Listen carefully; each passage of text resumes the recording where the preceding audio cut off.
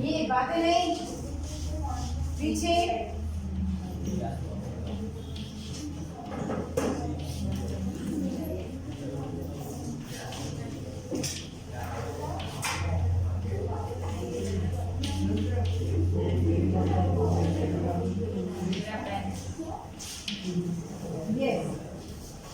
हाँ देखिए, दस्तान का जन्म कब हुआ था?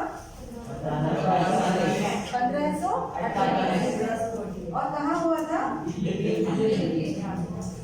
हिंदी साहित्य के कृष्ण भक्त कवि दस्तान का पूरा नाम सैयद इब्राहिम बताया जाता है। इनका पूरा नाम क्या था? सैयद इब्राहिम। उनका जन्म 1548 ईस्वी के आसपास राजवंश से संबंधित एक संपन्न पठान परिवार में हुआ, दिल्ली में हुआ। मूलतः मुसलमान होते हुए भी ये जीवन भर कृष्ण की भक्ति में डूबे रहे। देखिए, जाति पाति से कोई फर्क नहीं पड़ता है, इंसान की श्रद्धा और भावना होनी चाहिए। ये जाति से मुसलमान होते हुए भी कृष्ण भक्ति में ही इन्होंने अपना पूरा जीवन बिता दिया था। इनकी भगवत गीता को देखकर गोस्वामी विठलनाथ जी ने इन्हें अपना शिष्य बना लिया। बचपन से इनका स्वभाव बड़ा प्रेमी था। बाद में यही प्रेमी स्वभाव ईश्वरीय प्रेम में बदल गया। कहते हैं कि उन्हें श्रीनाथ जी के मंदिर में कृष्ण के साक्षात दर्शन हुए, तभी से वे ब्रजभूमि में रहने लगे और फिर आजीवन वहीं रहे। 1628 ईस्वी के आसपास इनका शरीर पूरा हो गया। शरीर पूरा होना यानी देहांत हो गया, ठीक है, स्वर्गवास हो गया। लेकिन इनमें बॉडी को दफनाया जाता है, जलाया नहीं जाता है ना। सभी धर्मों के अपने अपने नियम होते हैं, उसके अनुसार हिंदुओं में शरीर को, पार्थिव शरीर जो हो जाता है उसे अग्नि को समर्पित किया जाता है और इनमें दफनाया जाता है ना।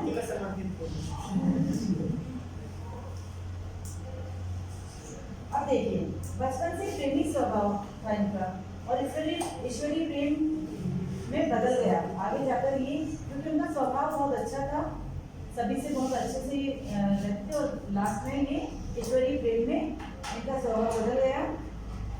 और एक बार ऐसा माना जाता है कि श्रीनाथ जी के मंदिर में कृष्ण ने उन्हें साक्षात दर्शन दिए, है ना। और उसके बाद वे वहीं रहने लगे, ब्रजभूमि में ही रहने लगे। इनकी रचनाएं कौन सी? देखिए, 2 काव्य रचनाएं हैं, सुजान रसखान और प्रेम वाटिका। प्रेम वाटिका में प्रेम विषय 2 हैं तथा सुजान रसखान में कृष्ण प्रेम पर कविता और सवैये हैं। इन्होंने क्या लिखे हैं? कविता और सवैये, ठीक है। और दोहे प्रेम वाटिका में प्रेम विषय 2 हैं, ठीक है। साहित्यिक विशेषताएं क्या है इनकी? रसखान की काव्य रचना का विषय है कृष्ण भक्ति। वे कृष्ण से संबंधित प्रत्येक वस्तु पर मुक्त हैं। कृष्ण का रूप, सौंदर्य, वेशभूषा, मुरली और बाल क्रीड़ाएं उनकी अभिव्यक्ति का आधार है। उन्होंने अपने दोहों में, कवित्व में, इनमें किसका वर्णन किया है? कृष्ण के बाल रूप का, कृष्ण के खेल जो खेलते थे, क्रीड़ाएं, उनका, मतलब कृष्ण की हर वस्तु से उन्हें बहुत प्यार था, बहुत प्रेम था। तो उन्होंने अपनी सारी रचनाओं में भी कृष्ण प्रेम को ही बहुत अधिक महत्व दिया है। तो उनकी रचनाओं में क्या क्या मिलता है बताइए? कृष्ण का बचपन, बाल क्रीड़ाएं कृष्ण की, है ना। बचपन में कृष्ण किस प्रकार रहते थे, कैसे खेला कूदा करते थे, वो। दूसरा, बुक में देखो ना, बुक में नहीं है लिखा हुआ है, बुक लाना भूल गई तो मुझसे क्या होता है। हाँ, तो देखिए, कृष्ण का रूप सौंदर्य। सबसे पहले तो रूप सौंदर्य के बारे में लिख लो इसको। रसखान की रचनाओं में देखो, रसखान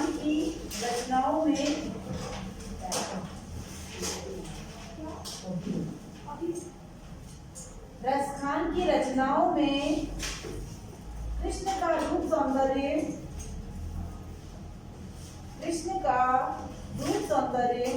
बेटा जहाँ वर्क करते हैं, चैप्टर से रिलेटेड जहाँ वर्क कर रहे हो आप वहीं लिखो, फिर इधर उधर कहाँ ढूंढते रहोगे। रसखान की, हाँ, इसमें रसखान के चैप्टर शुरू करके दिक्कत नहीं है। हाँ, कॉपियाँ सेफ्टी के लिए कौन लेके आया है? आज सबमिट करा देंगे मुझे। सेक्शन सी वाले कोई नहीं है इसमें? श्रेयांश नोट लगा के दे दूंगी। नहीं बात करके देना बेटा अच्छी बात है, थोड़ा सा सिंसियर हो जाए, है ना। चलिए, तो क्या लिखा आपने, बोलिए।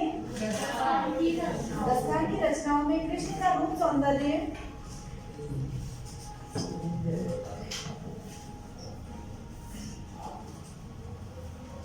वेशभूषा, रूप सौंदर्य, वेशभूषा, मुरली और बाल क्रीड़ाएं, मुरली और बाल क्रीड़ाएं,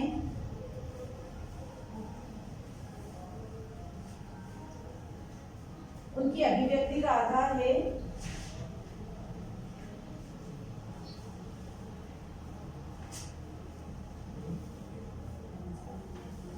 उन्हें कृष्ण की जन्मभूमि,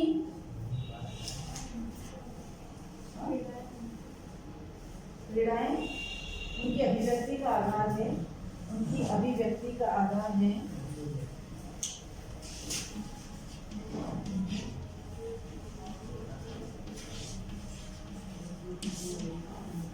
उनकी अभिव्यक्ति का आधार है। उन्हें कृष्ण की जन्मभूमि, उन्हें कृष्ण की जन्मभूमि, ब्रज का यमुना तट,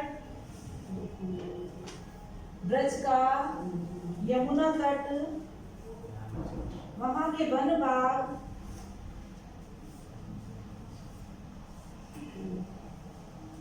प्रश्न आ सकता है इस प्रकार कि प्रस्थान की साहित्यिक विशेषताएं बताइए, उनमें आपको ये सब कुछ लिखना होगा।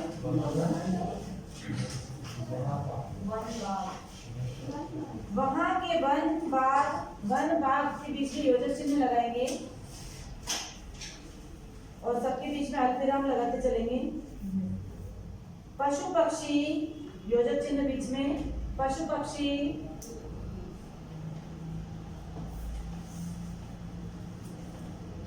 पर्वत, नदी आदि से, पर्वत नदी आदि से अनन्य, अनन्य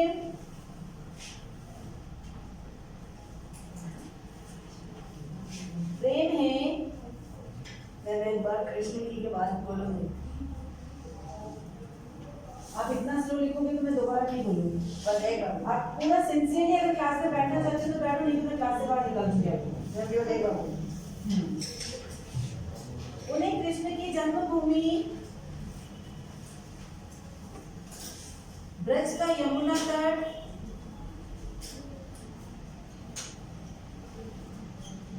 वहां के वन बाग,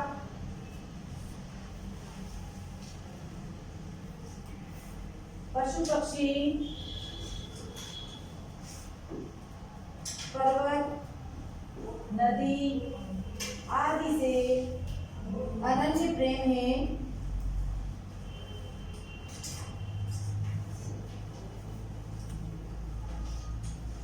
वे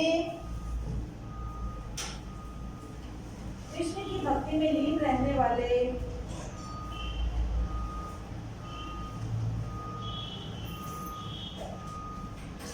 वे कृष्ण की भक्ति में लीन रहने वाले व्यक्ति का जीवन ही सफल मानते हैं।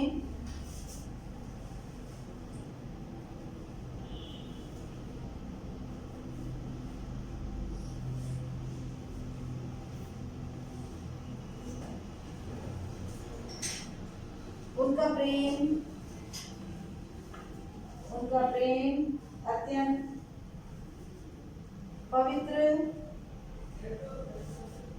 निश्चल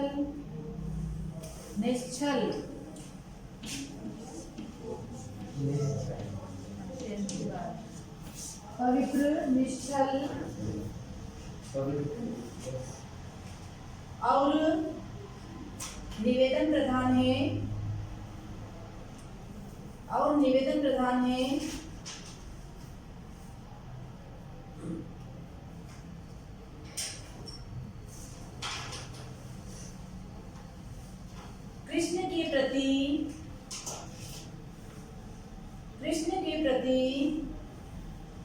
की तन्मयता,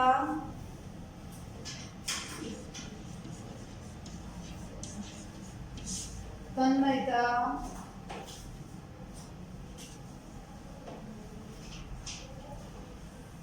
भक्ति, भावुकता, भावुकता और लीनता, लीनता, लीन हो जाना, खो जाना, लीनता देखते ही बनती है,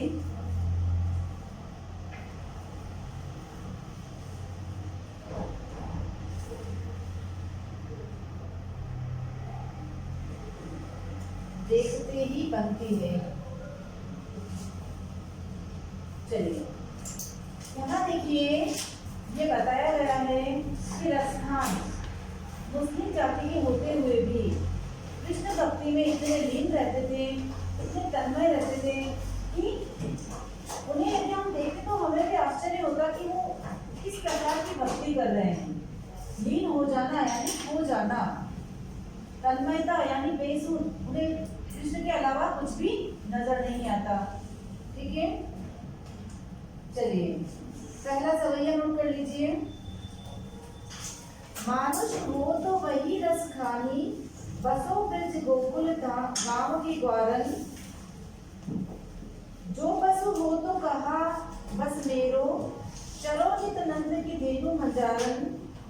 पाहन हो तो वही गिरि को, जो कियो हरि छत्र पुरंदर धारन। जो खम हो तो बसेरो करो, मेरी कालिन थी कुल कदम की डालन। पहले शब्दार्थ लिख लेंगे इसमें, जो तुम लॉजिक को लिखो ना बेटा, इसमें कैसे कर पाओगे पूरा? पहला नंबर डाल के डैशेस लगा के लिखो, फर्स्ट और लास्ट पे लिखो, बीच में डैश लगाओ।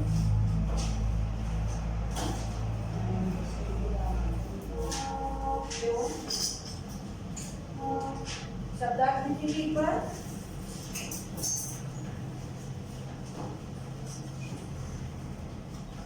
हाँ, मानुष मनुष्य, मानुष मनुष्य,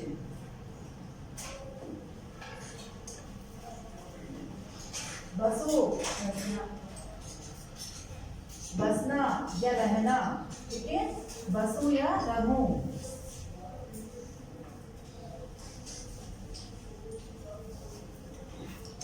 ग्वारन ग्वालों के, ग्वारन ग्वालों के।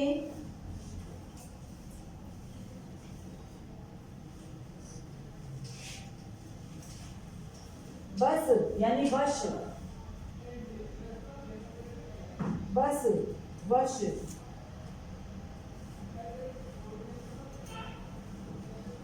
चरो चरूं, चरना यानी खाना। जो जानवर खाते हैं ना घास वगैरह, तो उनके खाने को हम क्या बोलते हैं? चरना, है ना। मनुष्य के लिए खाना शब्द भोजन करना या खाना प्रयोग किया जाता है, लेकिन गाय घास चर रही है, हमारे लिए भी बोलते हैं, लेकिन चरना होता है जानवरों के लिए शब्द। नित्य सदा, नित्य सदा, धेनु गाय, मंजारन मध्य बीच में, मध्य या बीच में। पाहन पत्थर, पाहन पत्थर। गिरी पर्वत, यहाँ कौन सी गिरी के बारे में बताया गया है? गोवर्धन पर्वत, है ना।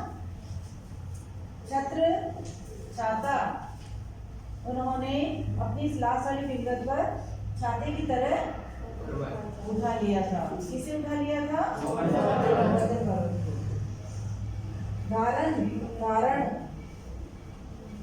एक पुरंदर, पुरंदर का इंद्र लिखो। धारण का धारण। खग,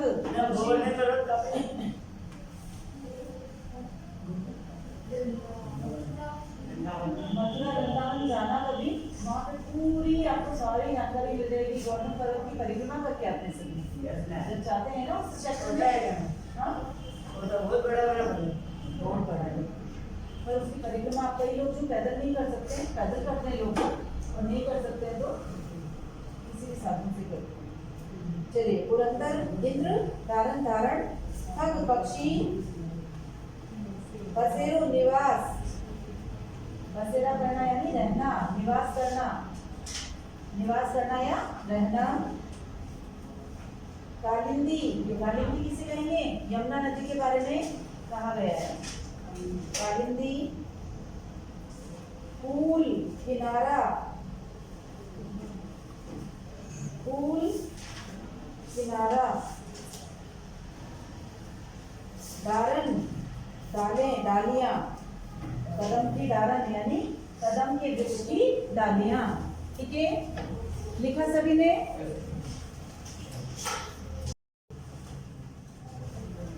हाँ, चलिए यहाँ देखिए, मानुष हो तो वही रस खानी, बसो ब्रज गोकुल गाँव की ग्वारन। यहाँ पर रसखान जी उनकी क्या इच्छा है कि यदि मुझे फिर से मनुष्य जीवन मिले तो मैं कहाँ बसूं, कहाँ रहूं?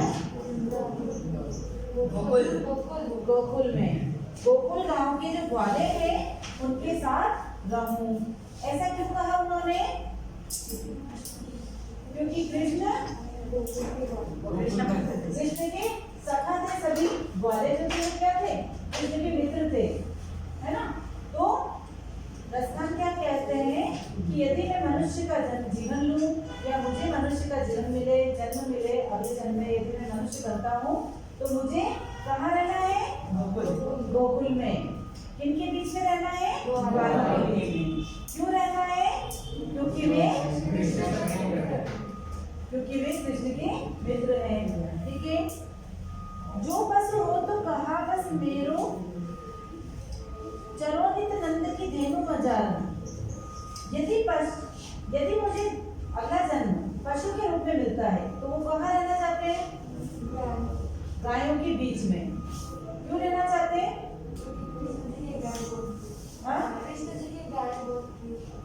कृष्ण जी गायों को बहुत अधिक प्यार करते थे। कृष्ण को गायों से बहुत लगाव था, बहुत प्यार था, इसलिए वो गायों के बीच में रहना चाहते हैं। पाहन हो तो वही गिरी को जो कियो हरि छत्र पुरंदर धार। पाहन यानी पत्थर। अगर मैं पत्थर बनूं तो क्या बनूं?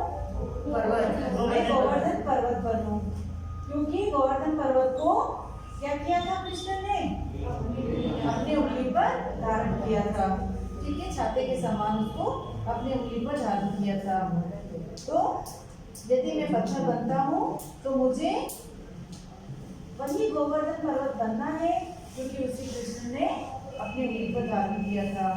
जो खग हो तो बसेरो करो मेरी कालिंदी कुल कदम की डाल।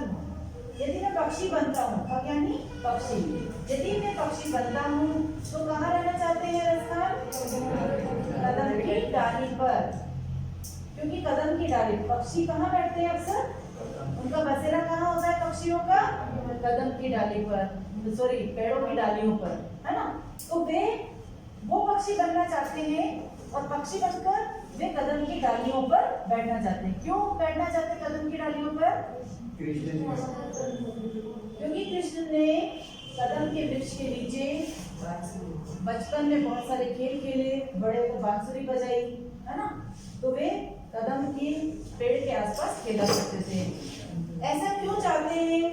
मनुष्य बनना है तो भी ब्रिज का, गोकुल का बनना है ग्वाला, और पत्थर बनना है तो भी वो वहां बनना है। तो ऐसा क्यों चाहते हैं रसखान? कृष्ण भक्त, क्योंकि वे कृष्ण भक्त थे। कृष्ण की सभी चीजों से उन्हें बहुत प्यार था, है ना? तो वे यही चाहते थे कि यदि उन्हें मनुष्य रूप मिलता है तो वो कृष्ण के उन ग्वालों के बीच में, जो उनके सखा थे, क्योंकि ग्वाले जो सखा थे, उन सखाओं से, उन मित्रों से उनको बहुत अधिक लगाव था। तो जब उनसे लगाव था तो कृष्ण अगर ग्वाले, रसखान यदि ग्वाले बनते हैं तो क्या होगा? वे कृष्ण को पा सकेंगे, है ना? इन सभी का तात्पर्य यह है, आशय यह है कि वे कोशिश करना चाहते हैं कृष्ण के सानिध्य में रहने की।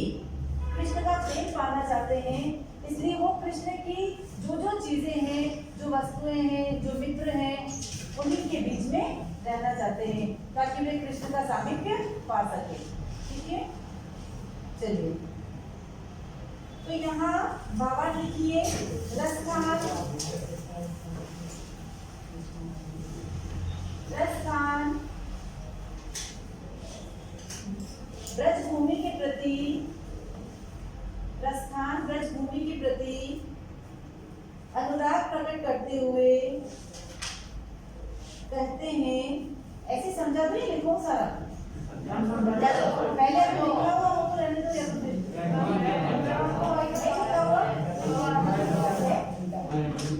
किसके पास नहीं है लिखा हुआ? सिर्फ 3-4 बच्चों के पास ही नहीं है ना? और ऐसे लेके लिख देना। तो सुनो बेटा, मैं चाह रही हूँ कि अब फेयर स्टार्ट हो गया है ना? मान लीजिए लास्ट वीक से भी अगर एग्जाम स्टार्ट होते हैं तो फिर आपका व्याकरण का रह जाएगा। Yes ma'am. ठीक है, क्योंकि मैंने वो वाले सारे तो करा दिए थे, क्षितिज का जो गद्य भाग था वो तो सारे करवा दिए थे चैप्टर्स 9th C में, है ना? अब मेरे को यही लेना था काव्यखंड, तो मैं काव्यखंड करवा रही हूँ। फिर इसके बाद व्याकरण ले लेंगे पहले, फिर टाइम बचेगा तो फिर से आगे गद्य खंड ले लेंगे, क्योंकि अभी वो बुक भी करवानी है ना क्योंकि का। ठीक है, लिखवाने में टाइम ज़्यादा वेस्ट हो रहा है। अगर आपके पास पहले से लिखा हुआ है तो समझ लीजिए, अगर किसी सवैये में किसी प्रॉब्लम है तो आप पूछ लीजिए। ठीक है, क्योंकि अगर अपने पास टाइम होता तो फिर सारा लिखवा देते हैं। तो देखिए ये समझ में आ गया, इसका पावर सुन लीजिए वापस। रसखान ब्रजभूमि के प्रति अनुराग प्रकट करते हुए, अनुराग यानी प्रेम, प्रेम को प्रकट करते हुए कहते हैं कि यदि मैं अगले जन्म में मनुष्य बनूं तो गोकुल गांव के ग्वालों के बीच में रहूं। ये सेम प्रॉपर्टी। यदि मैं पशु ही बन जाऊं तो चाहता हूँ, क्योंकि इसमें मेरा कोई कुछ भी वश नहीं है। अब वो क्या बनेंगे, बस वो तो कल्पना कर रहे हैं, इच्छा जाहिर कर रहे हैं, अपना प्रेम प्रकट कर रहे हैं, है ना?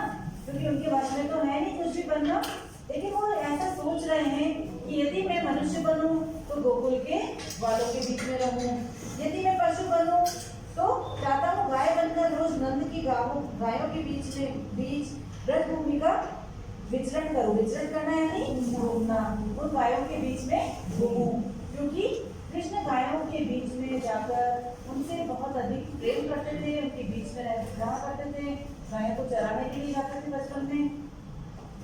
यदि मैं पत्थर बनूं तो उसी गोवर्धन पर्वत का अंग बनूं, जिसे इंद्र के कोप से बचने के लिए कृष्ण ने छत्र के रूप में अपनी उंगली पर धारण किया था। ठीक है, और यदि मैं पक्षी बनूं तो यमुना के तट पर कदम की डालों के बीच अपना बसेरा बनाऊं। इस प्रकार मैं ब्रजभूमि से नाता बनाए रखना चाहता हूँ। ये ब्रजभूमि से नाता क्यों बनाए रखना चाहते हैं? क्योंकि वे कृष्ण की चीजों से बहुत अधिक प्यार करते हैं, कृष्ण के प्रति अपना प्रेम प्रकट करना चाहते हैं, कृष्ण का सामीप्य पाना चाहते हैं, इसलिए वे इस प्रकार की इच्छाएं रखते हैं। क्या क्या इच्छाएं रखते हैं बोलिए? यदि मनुष्य बने तो, पशु बने तो गाय बने, है ना, ताकि वो नंद की गायों के बीच में रह सके। पत्थर बने तो, और यदि वे पक्षी बने तो यमुना नदी के किनारे पर स्थित कदम का वृक्ष, उसकी डालियों पर वो अपना बसेरा बनाना चाहते पक्षी को। चलिए दूसरा समझिए, फिर मैं अंत में इसके अतिरिक्त प्रश्न करवा दूंगी, समझा देती हूँ, एक्स्ट्रा क्वेश्चन जो है वो मैं करवा दूंगी। हाँ, दूसरा देखिए, ज्ञान लकुटी और कामरिया पर राजती हूँ, जितारो आठों सिद्धि नवो निधि के सुख नंद की गाय चलाई बिसारो। रस खान कबो इन आखिर सो ब्रज के बन बाग तड़ाक निहारो, कोटिक ए कल द्योत के धाम करेले के कुंजन ऊपर वार। ठीक है, अब यहाँ पर रसखान क्या कहना चाहते हैं, शब्दार्थ देख लीजिए। पहले देखिए लकुटी, लकुटी का मतलब क्या होगा? लाठी। कौन सी लाठी? गाय चराने जाते हैं तो देखा आपने, बालों के पास एक लकड़ी होती है। ठीक है, तो जो लाठी है, अरु यानी और, कामरिया यानी कंबल। इनमें से कोई प्रश्न, कोई शब्द का अर्थ नहीं आता है तो वो नोट कर लेना केवल आप, ठीक है। तिहु यानी तीनों, पुर नगर, तजी डारो, तजी यानी त्यागना, डारो यानी डाल देना, त्याग दूं, ठीक है। आठों सिद्धि, आठों सिद्धियां, आठों सिद्धियां कौन कौन सी पता है आपको? नहीं पता है तो लिख लो, बुक में है दी हुई।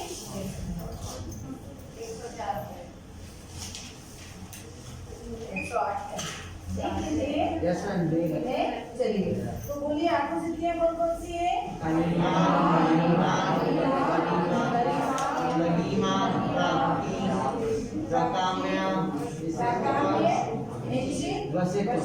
ठीक है। और 9 निधियां कौन कौन सी है?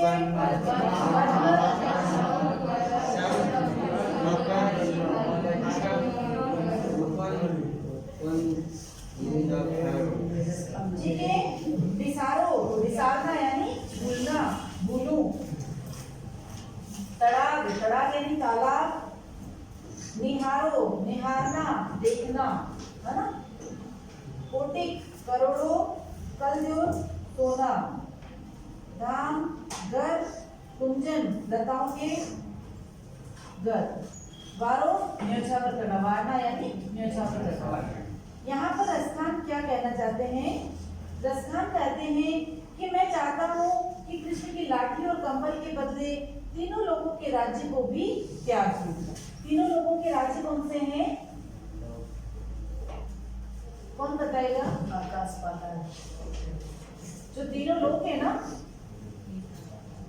आकाश, धरती, पाताल, ये तीनों लोगों के जो सुख सुविधाएं हैं उन सारे सुखों को भी वो त्यागना चाहते हैं। किस पर त्यागना चाहते हैं? कृष्ण की लाठी और कंबल पर।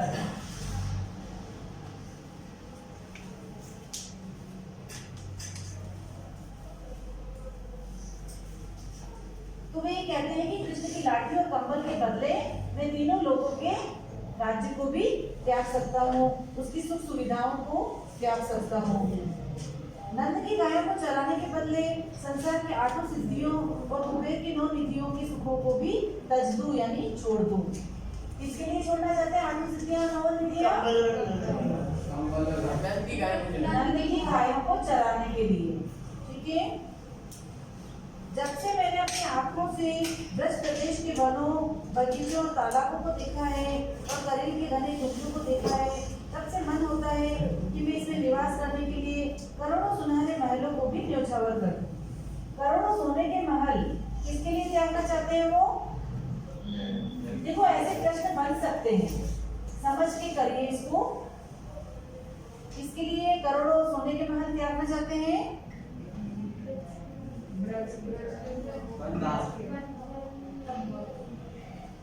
हाँ, ब्रज के प्रदेश जो हैं, वनों में, तालाबों और बगीचों को देखा है, उनमें रहना चाहते हैं, वहीं निवास करना चाहते हैं और वहाँ रहने के लिए वो सोने के करोड़ों महलों को भी छोड़ सकते हैं, ठीक है। आगे इतना समझ में आपको? तीसरा देख लीजिए। मोर पंखा सिर ऊपर रखियो, गुंज की हाल करे पहिरोंगी, ओढ़ी पीतंबर ले लकुटी बन, गोदन ग्वारनी संग फिरोंगी। दावतो मोही मेरी रस खानी, सुख तेरे कहे सब स्वाम करोगी। या मुरली मुरली धर की अधरा, धरी अधरा न धरूंगी। यहाँ पर मोर पंखा किसे कहेंगे? हाँ? मोर के पंखों से बना मुकुट। मोर पंखा क्या है यहाँ पर? मोर के पंखों से बना मुकुट। गूंज, एक पौधे पर उगने वाला विशेष प्रकार का दाना है, ये उसको गूंची बोलते हैं, है ना। तो ये क्या है? गूंज क्या है? गूंची, गूंची क्या है? एक पौधे पर उगने वाला प्रकार का दाना, ठीक है। गले यानी गले में, गले यानी गले में। पीतंबर पीला वस्त्र, पीत यानी पीला, अंबर यानी वस्त्र। लकुटी लाठी, गोधन गाय, ग्वारनी ग्वालों, भावतो भाता है। ऐसे बोलते हैं ना आप घर में कि मम्मी मुझे ये चीज नहीं भाती है। भाना यानी अच्छा लगना, ठीक है। स्वांग रूप धारण करना, वेश बनाना। आपने देखा कई बार हम मेले में देखते हैं या आजकल शादियों में भी अलग अलग रूप धर के और लोग घूमते हुए दिखते हैं, है ना। तो मेले में भी कई ऐसे जोकर या कोई भोलेनाथ बन के घूम रहा है, कोई क्या बन के घूम रहा है। तो वेश धारण करना, किसी का वेश धारण करना, ठीक है। स्वांग किसे कहेंगे? वेश धरना, ठीक है, वेश बनाना। मुरलीधर, मुरलीधर कौन है? कृष्ण। अधरान, अधर क्या है? अधर किसे कहते हैं? होठ। तो अधरान होठों पर, धरी रखी हुई, धरना यानी रखना। अधरा, अधरा भी होठ होगा। और गरौंगी, गरौंगी यानी रखूंगी, ठीक है। अब देखिए कृष्ण से अनुराग, अनुराग यानी प्रेम रखने वाली गोपी अपनी सखी को उलाहने के स्वर में कहती है, हे सखी, मैं कन्हैया की तरह अपने सिर पर मोर पंखों से बना हुआ मुकुट धारण कर लूंगी। यहाँ पर इसका आशय अपने शब्दों में सुन लीजिए। इस सवैये में ये बताया गया है कि एक सखी अपनी दूसरी सखी से कह रही है कि मैं कृष्ण का स्वांग बनाने के लिए तैयार हूँ, कृष्ण का वेश धारण करने के लिए मैं तैयार हूँ, है ना। मैं सब कुछ कर लूंगी, सिर पर मोर पंख भी लगा लूंगी और गले में गुंजों की माला भी पहन लूंगी। कृष्ण का रूप धारण करने के लिए मैं पीले वस्त्र भी पहन लूंगी, है ना। अपने हाथों में लकुटी लेकर गायों और ग्वालों के साथ जंगल में भी घूम लूंगी। वह रसमय कृष्ण मेरे मन को बहुत अच्छा लगता है। मतलब वो कृष्ण के प्रेम में इतनी डूबी हुई है कि वो सब कुछ करने के लिए तैयार है। जो कार्य कृष्ण करते थे वो सारे कार्य करने को तैयार है। कृष्ण का पूरा वेश धारण करने के लिए तैयार है। इसलिए तेरे कहने पर मैं कृष्ण का सारा स्वांग रच लूंगी। परंतु हे सखी, मैं कृष्ण के होठों पर रखी वह मुरली किसी सूरत में अपने होठों पर नहीं रखूंगी। इसी मुरली ने ही तो मुझे कृष्ण से दूर किया हुआ है, क्योंकि कृष्ण ऐसा माना जाता है कि कृष्ण मुरली से बहुत अधिक प्यार करते थे और वो हर समय अपने होठों पर लगाकर बजाते रहते थे, है ना। कृष्ण के हर किसी भी फोटो में आप देख लो, कृष्ण के पास मुरली दिखेगी, है ना। तो वो मुरली से चिढ़ हो जाती है उसे, क्योंकि मुरली बहुत ज्यादा नजदीक रहती है कृष्ण के, है ना। तो हर समय इतनी नजदीक रहने वाली वस्तु कौन सी है? मुरली। तो मुरली से इतनी चढ़ती है तो वो कहते कि मैं सारा तुम्हारे कहने पर मैं कृष्ण का सारा वेश धारण कर लूंगी। कृष्ण जो कार्य करते थे वो सारे कार्य भी मैं कर लूंगी, लेकिन मैं मुरली को धारण नहीं करूंगी, क्योंकि ये मुरली जो है इसी के कारण मैं दूर हूँ, क्योंकि वो कृष्ण से अथाह प्रेम करती है ना। तो वो चाहती है कि कृष्ण के साथ वो रहे, लेकिन कृष्ण हर समय अपने साथ किसे रखते हैं? मुरली को। तो मुरली से चिढ़ती है, इसलिए वो कहती है कि मैं जो कृष्ण के होठों पर जो मुरली धरी हुई है वो मुरली मैं बिल्कुल धारण नहीं करूंगी, बाकी मैं कृष्ण का पूरा रूप धारण कर सकती हूँ। Any problem? इतना समझ में आ गया सबको? नेक्स्ट समझाओ? नहीं? चलो, आज जितना समझा उतना आप लिखेंगे घर पे। अच्छा, कोई इनमें से तीन जो समझे हमने, तीन जो समझे हैं, इनमें से जो समझ में नहीं आ रहा है वो आप पूछ सकते हैं।